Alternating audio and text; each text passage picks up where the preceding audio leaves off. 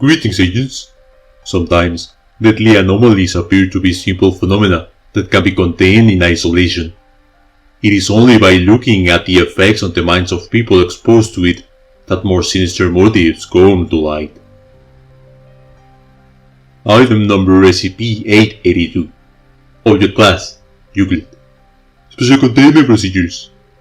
SCP-882 is to be kept in a fluid environment at all times, consisting of no less than 40% seawater. Object is to be kept suspended by non-metallic means, currently cotton fiber line, that is to be changed daily.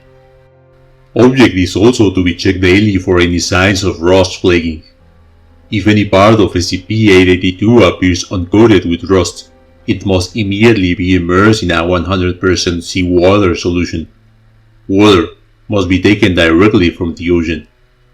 Reduce concentration only when the object is again coated in rust.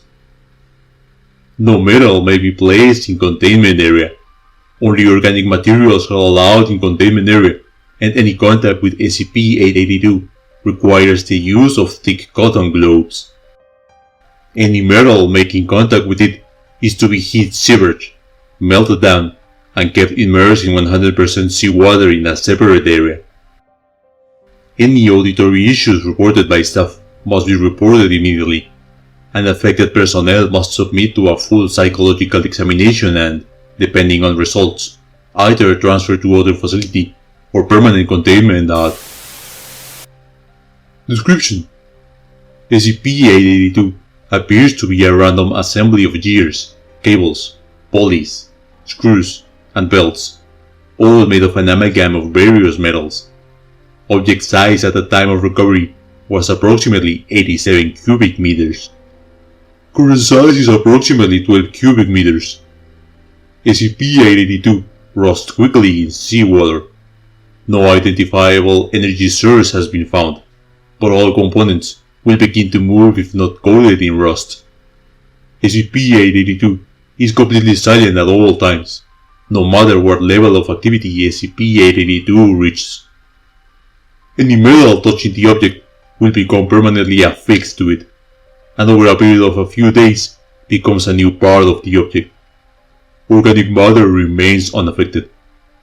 SCP-882 is extremely resilient, with tensile strength and toughness above those of aircraft-grade titanium alloy by weight, even though its composition appears to be a random alloy of iron, tin, gold, and other metals, some as of yet unidentified. Extreme focus heat must be applied over several hours to cut even a small portion free of the main assembly.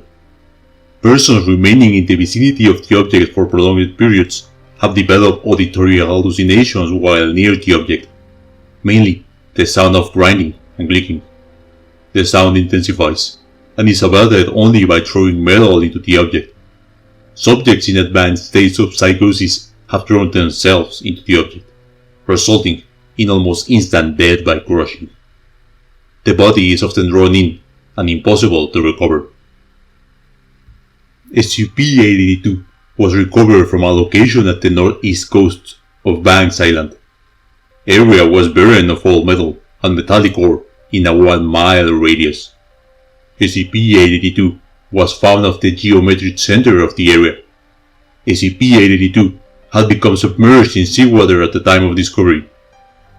A small town was found nearby, abandoned for several years. SCP-882 was removed, and shortly started to flake off rust, causing the buried parts to begin motion. After several accidents, Dr. Gears authorized SCP-2519, Crimea River, to be played on a loop, which successfully reduced the object's motion, enabling safe access. SCP-882 was then cut down and contained on site. Note: SCP-882 is not to be brought into the vicinity of SCP-271 or any subject possibly contaminated by SCP-217.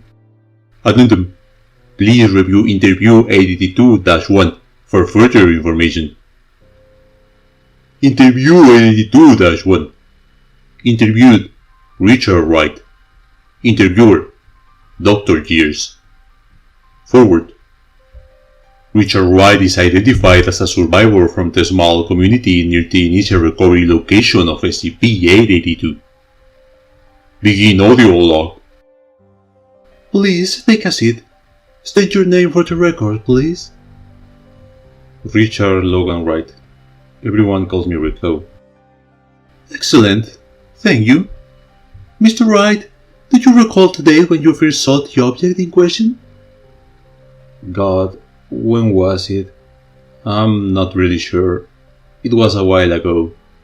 Allen found it first, wrecked his boat on it. He told a few of the other fellas about it. Said they could sell it for a bundle for scrap. We all thought it was a chunk of a jet or a cargo ship. At what point did the device start operating? The next day. Damn thing shook off froze like a dog with fleas. Started spinning slow, then sped up. By the time I saw it, it was really running. Jimmy tried to get closer, tried to see what was powering it, or why it was so quiet, but he slipped. Got a bad cut over his eye and got the hell out of there. Allen seemed kinda off. Kept asking us if we were hearing anything. Miss Parker thought part of it was gold, even tried to jam part of it with a pipe to get at it.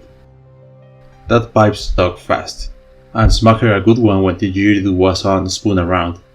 After that, people mostly kept away. Were there any other incidents of people being injured or hearing noises? Not at first. That's the thing, it was so damn quiet. Everyone kinda forgot about it for a while. Allen was keeping it in an old storeroom by the dock, and nobody really went out there much. He started looking bad. Said he couldn't sleep, that he kept hearing that thing grin away. Father Pat started dropping by, tried to talk to him, told him to get rid of it. He was gone for a couple of days, then suddenly the two of them turned up together, happy as clams. Mr. Wright? Subject rubs face and shakes head. I'm fine, sorry. So, Father Pat and old Allen show up, fresh as daisies. Say they got the thing figured out. I wasn't paying that much attention. This whole thing had me spooked. Been hearing stuff from the storeroom, grinding and squealing, really quiet. Anyway, they say some damn thing about it being from somewhere else. That God made it. That was it for me, and I left. Did you believe them? What? That it was from God? No, I don't know. I didn't really know what to think. This damn machine kept spinning away, no power to it, and eating metal too. That pole Miss Parker hit it with? It turned into a giant screw shaft, looked like it had always been there. More people started getting interested, started listening to Allen and Father Pat. Told everyone to bring metal to it, told them the years were the voice of God, that it grew louder as we turned away, and softer as we brought it offerings. Did you bring metal to it as well? Or spend any extended period of time near the object? Subject is silent for several seconds. The hell does that matter? You could hear this thing all over town. Got to be folks couldn't even sleep. Just clanking, grinding, screaming at all hours of the night. Giving it metal helped. God damn it. I didn't want to. I know it wasn't God. I never said it was. Everyone else was falling over themselves to make Alan and Father Pat happy. I just wanted some damn sleep. There's not a goddamn thing wrong with that. Subject bent stable with hands. Is highly upset and breathing heavily. Sir, I will request you calm yourself. I'm asking questions, not accusing. Please return to your seat. Take several deep breaths. I'm sorry. Over a couple of weeks, everything got fed to that thing. It was just how things were. We were pretty isolated, you know? It's not like we had much else. You'd just make a couple trips out, to the storehouse and toss any metal you happen to find in. Always seem to be people there, just watching it. It tore a hole in the roof after a while. Father Pat started getting strange, telling us it wasn't enough. I think the noise was getting to him. Said it needed something meaningful. Mr. Wright? He's silent for 48 seconds. I came in one night, because I heard people shouting from the storehouse. Father Pat was leading a prayer to this thing, but it didn't sound like any prayer I knew. People were coming up and he bent over them. They screamed and then he turned to that big mass of metal. I thought he was giving communion until I saw the pliers in his hand. I'm sorry, pliers? He was checking out people's feelings. He was pulling out their teeth and feed them to that thing. Subject is shouting, appearing highly upset. He started screaming about it not being enough, that it needed more. But there wasn't any more. There was barely any metal left anywhere. Then he pointed at Allen. He said he was hiding metal from the great machine. Allen screamed that he didn't have anything. Father Pat said he had a metal joint in his hip. Everyone went up at once. Oh God, they grabbed him. Everyone just grabbed him. He started screaming. Subject is crying and shouting. He kept screaming and nobody cared. I saw his arm go in, saw his finger break up and pulled the rest of the arm in, and I ran. What could I do? Jesus, I couldn't stop it. There were too many. And that thing was screaming and screaming. And Alan was screaming and Father Pat. Subject falls to the floor, sobbing and shouting. This interview is concluded. Thank you, Mr. Wright. Security, please see Mr. Wright out. End law. Closing statement. Mr. Wright attempted suicide shortly after interview. Subject is currently being held on suicide watch and for observation. End law.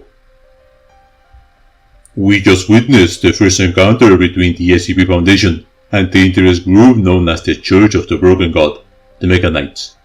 The anomaly itself is just one of many manifestations of a sinister entity that gains strength as it gains more followers. Containing this type of anomaly only allows its cultists to make plans to continue the task of their malevolent deity. But if there is anything more broken than this supposed god, is the mentality of the SCP Foundation. The investigation into this anomaly and the cult of the Broken God was proposed by one of our viewers. You can also suggest topics and anomalies for future entries in the comment box below. I am Virostris Anonymous. We at the GOC, and you have been informed.